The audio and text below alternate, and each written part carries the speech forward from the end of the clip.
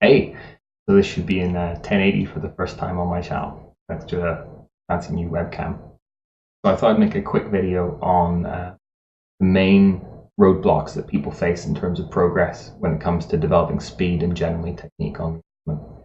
So the first thing is you need to do a lot of practice. So a lot of the time when I was stuck at some particular speed plateau or something that I just couldn't get the hang of, it was just I wasn't doing enough practice.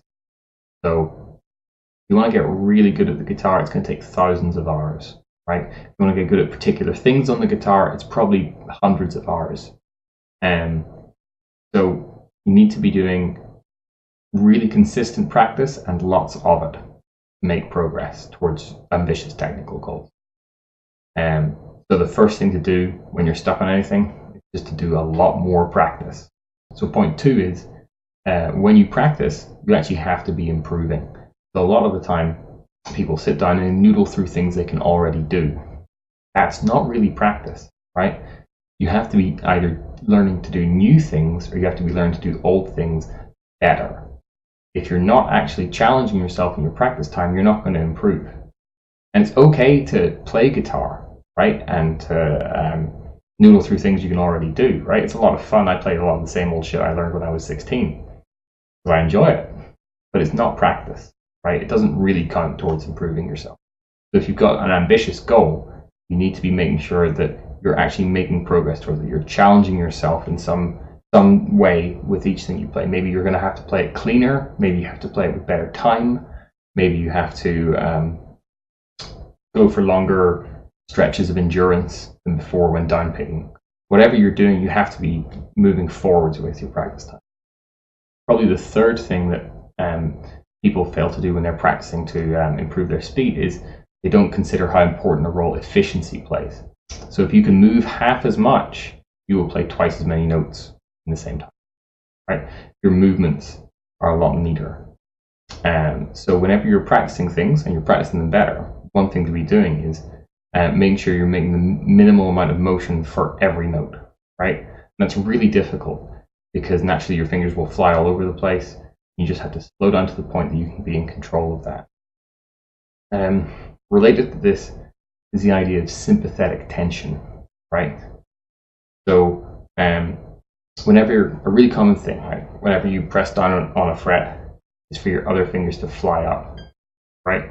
And to get to the next note, your fingers have to not only get to the note, but they have to counteract the fact that they want to fly up. So this is no good. And this kind of thing compounds, right? So when you force your next finger down, your other fingers are kind of like claws here, and then probably fucked for notes 3 and 4. So that's quite an extreme example, but if you ever taught beginners, you'll see that literally one finger goes down, the other fingers fly up. And that's a natural thing to happen. So you have to actually consciously practice and not tensing up in response to doing the things you want to do. When you put effort in one place, you have to make sure you're not accidentally putting in lots of effort in other places that are totally irrelevant. So I think an example I do is whenever I bend, I tend to like scrunch up my shoulder, and it's not what I should do, right? And maybe I'll get around to fixing that someday. But for me, it's not personally a priority.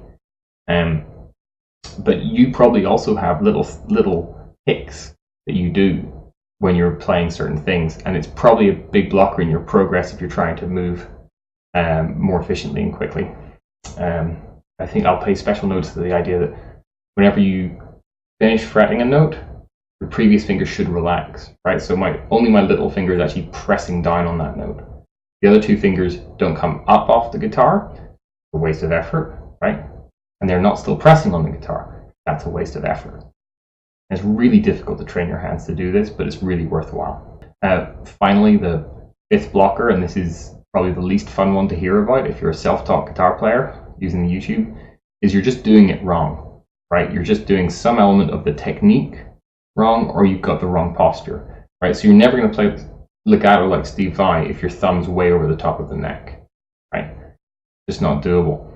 And you might not realize that this is an issue. And the best thing to do for this is to find a really good local guitar teacher, because you can learn an awful lot about guitar technique in a kind of academic sense from the internet, but it's difficult to know what your personal unknown problems are. Whereas someone with a lot of experience can look at you and go, oh yeah, your elbow comes out too far, or you scrunch up your shoulder when you do a bend, right? Or whatever it is that you're doing wrong. Whereas if you're going through the internet, you're going to have to read about thousands of things to realize that you're doing them wrong. That's if you notice that you're doing them wrong, which often is actually the tricky part. So to summarize, do lots of practice. Make sure your practice is good practice, that is actually useful. Make sure you're as efficient as possible all times, especially in terms of motion, tension, right? Which is usually unconscious sympathetic tension, where you tense up in other areas than is necessary to execute things. And then finally, time to look at technique and posture. So how you execute and how you physically approach the instrument. And those are in order of priority, right? So a lot of the time when I say, this is a minor flaw in technique, right? People will respond in the comments or in the forum and go, yeah, but great player XYZ has that flaw and still plays brilliantly. And that's because if you put in the time, you'll play brilliantly, right? You put in the time and you practice well, you'll play even more brilliantly, and so on and so forth. So they are listed in order of importance. So this idea that you might be doing something wrong with your technique, sure, it's true, right? Especially if you're a self-taught guitar player. But it's not as important as just putting in the time.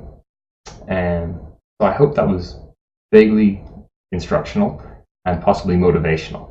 And I wish you the best of luck with your practice.